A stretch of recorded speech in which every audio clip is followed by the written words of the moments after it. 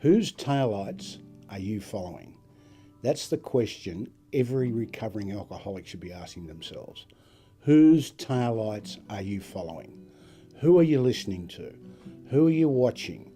Who are you taking advice from? Let me give you an example of what I mean.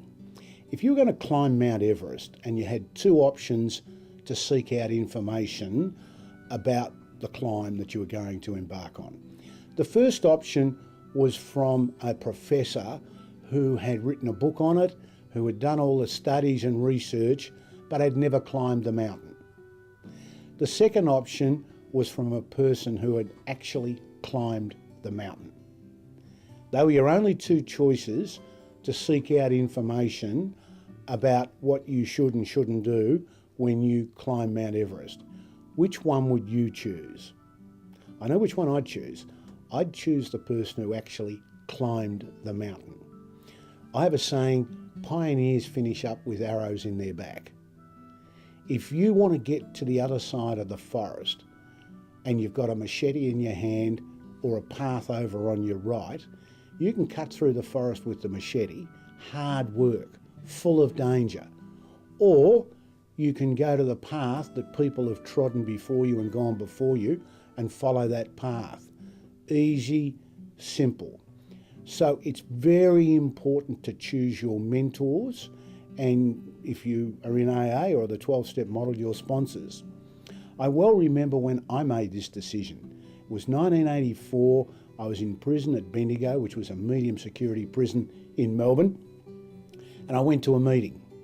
And this person got up, he's dead now, so I can tell you his name, it was Antique Harry, and away he went. And I sat riveted to the chair as I listened to this man's story. He had his last drink with a bottle of methyl in one hand, a shovel in the other, trying to dig his father's grave up.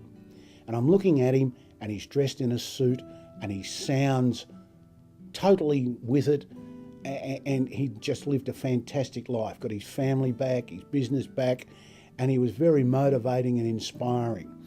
And I went up to Antique after that meeting and met and spoke with him, and a couple of weeks later I asked him to be my sponsor, my mentor, and he was to go on and do that for the next 8 years of my life.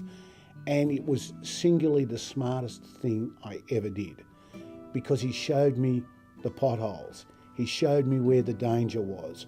I could talk to him about things that were going on in my mind, and he was able to answer them because he'd been where I was. He knew what I was thinking and what I was feeling. I trusted Antique and his advice so much that if he had said to me, Graham, jump off the bridge, that will improve your sobriety, I would have done it. And what this did was, once I made that decision just to follow what he said implicitly, I no longer had to think. I just had to do. And Antique had given me a set of drills to do in terms of my sobriety. And he used to say to me, Graham, there's not a yardstick made big enough to measure what you can achieve if you have a red hot go. Get into it, boots and all. Hang on and go for it.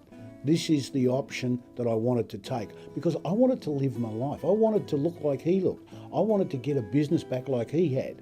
And I didn't know how to do it. I needed guidance. I needed a set of taillights to follow. And I chose to follow his. And as the years went by, I had 3 or 4 other mentors. But I was careful in selecting them because not everyone's got the right advice for you. Not everyone's right for you. If you're looking for a set of taillights to follow and you're in the 12-step model, go to different meetings, talk to different people. Sooner or later, you are going to meet a person whose taillights you want to follow. And remember, sobriety may not open the gates of heaven, but it'll certainly close the gates of hell.